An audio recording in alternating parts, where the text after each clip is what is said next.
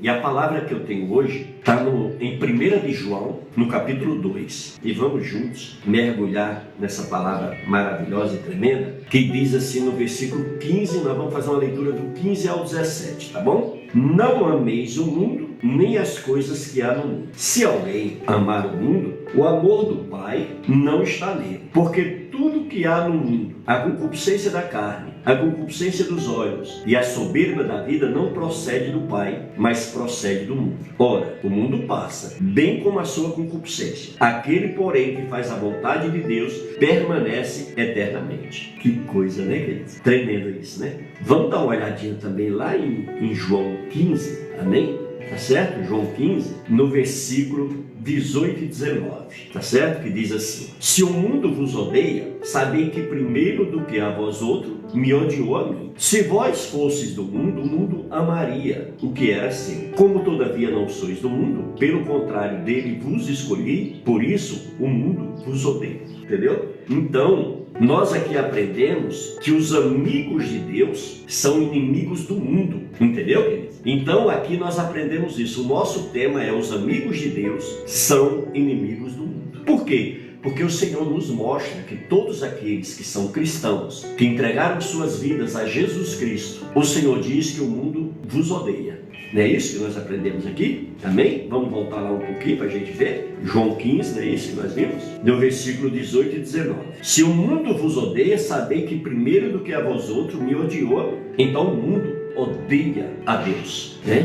Ele diz, se vós fosses do mundo, o mundo amaria o que era seu. Como todavia não sois do mundo, pelo contrário, dele vos escolhi. Por isso o mundo vos odeia. Então o Senhor, todo aquele que é cristão, ele é escolhido de Deus, aqueles que verdadeiramente confessaram Jesus, entregaram suas vidas a Jesus, convidaram Jesus para ser o seu único e suficiente Salvador. Essas pessoas agora pertencem a Deus, certo? Então, se nós fomos escolhidos por Deus e pertencemos a Deus, porém agora nós temos o quê? Nós temos um adversário. Nós temos agora que nos conduzir contrário às vontades do mundo. Por quê? Porque a Bíblia diz que o mundo jaz no maligno. Ou seja, Satanás agora está no governo provisório, né? Porque o dia dele está chegando, o dia dele está se aproximando e ele vai ser totalmente aniquilado e jogado no lugar de onde ele jamais deveria ter saído. Entendeu, querido? Então, nós precisamos, em nome de Jesus, vigiar para que a gente não venha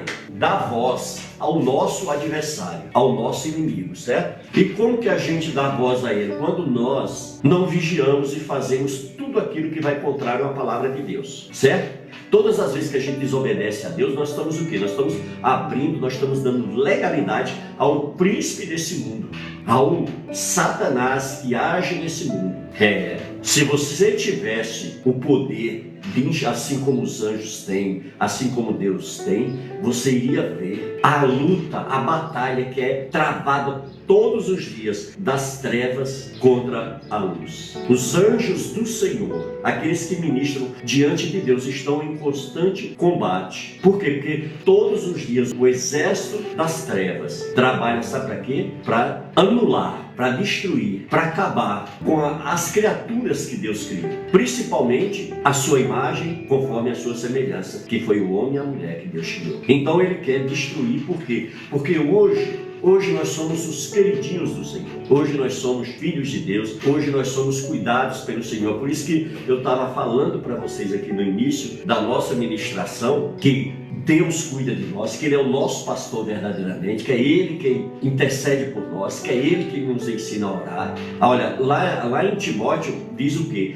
Que não há nenhum outro mediador entre Deus e os homens a não ser Jesus Cristo. Então Ele é o único. Às vezes a gente vê pessoas que vão agradecer, que vão pedir a entidades, que vão buscar no mundo, achando que aquilo é um meio e que Deus está naquele negócio quando Deus não está. Jesus diz o quê? Eu sou o caminho, a verdade e a vida. Ninguém vai ao Pai senão por mim. Então qualquer favor que vier para mim, para você, ele vem de onde? Ele tem que vir de Deus. Se ele não vier de Deus, ele não tem razão nem na minha nem na sua vida. Não é verdade? Então nós precisamos o quê? Verdadeiramente ter o cuidado, a sabedoria, o discernimento de ver qual é a fonte que nós estamos buscando. Porque muitas vezes, amados, a Bíblia diz que o inimigo ele tem o poder de fazer sinais e prodígios que enganarão até os escolhidos. Às vezes você pode estar recebendo um milagre e achando que aquilo vem de Deus, quando na verdade não vem. É o inimigo, entendeu? Então veja bem, a enfermidade, o mal na nossa vida, o inimigo trabalha, sabe para quê? Exatamente para aflorar essa área caída que nós chegamos nesse mundo. Você já viu como a gente tem facilidade para fazer as coisas erradas? E fazer coisas certas é muito difícil. E o errado, ele dá um prazer momentâneo que a gente se sente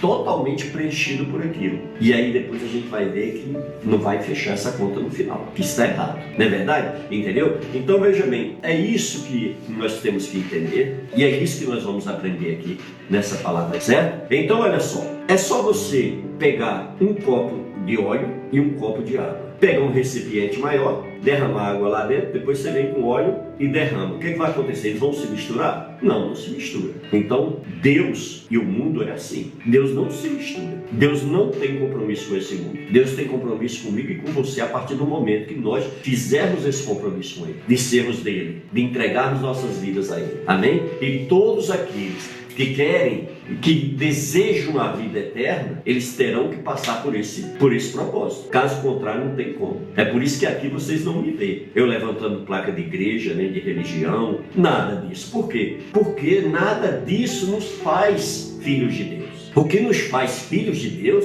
é o nosso compromisso com Deus. É quando você reconhece a sua posição de pecador, de falho, de limitado, e você se chega a Deus em arrependimento, com honestidade, sinceridade e verdade de coração e confessa Ele como teu único e suficiente Salvador. Aí você passa o quê? Ao que diz João 1,12. Mas a todos o quanto receberam, ou seja, nós recebemos Ele como Pai, mas a todos o quanto receberam, deu-lhes o poder de serem feitos filhos de Deus. Então nós passamos a ser filhos de Deus. Amém?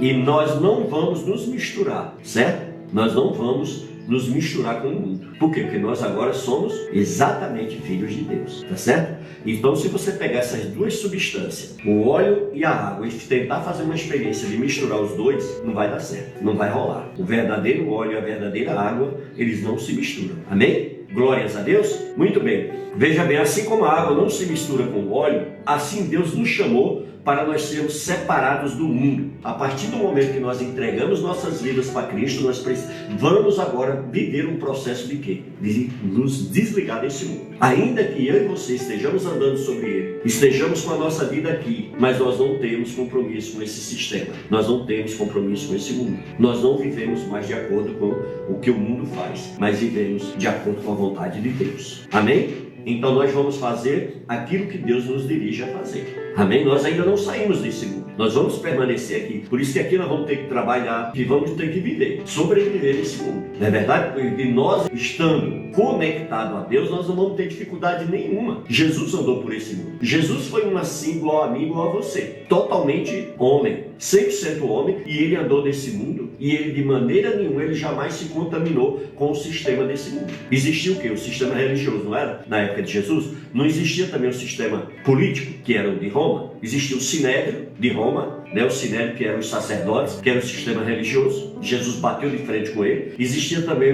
o sistema político, que Jesus obedecia às leis. Você pode ver que Jesus está lá, né, pagando imposto e pagasse o tributo, entendeu? Então, ali Deus estava o quê? Deus estava nos provando que nós precisamos o quê? Obedecer às leis do país, sim. Mas jamais nós vamos viver dentro de uma lei que vai contra a palavra de Deus. A gente pode até obedecer, mas nós nunca vamos concordar. É diferente quando a gente serve as coisas de Deus, que a gente obedece e a gente concorda e respeita. Lá, quando já as coisas do mundo, não. A gente até respeita aquele que está lá, mas a gente nunca vai concordar. E a gente nunca vai obedecer, porque a obediência, ela só é contada quando ela é feita de forma voluntária e de coração. Tudo que é imposto, que você recebe opressão, que você recebe verdadeiramente aquela forçação de barra, não adianta, não vai rolar, não é verdade? Então por isso que em nome de Jesus nós precisamos ter esse entendimento, tá certo?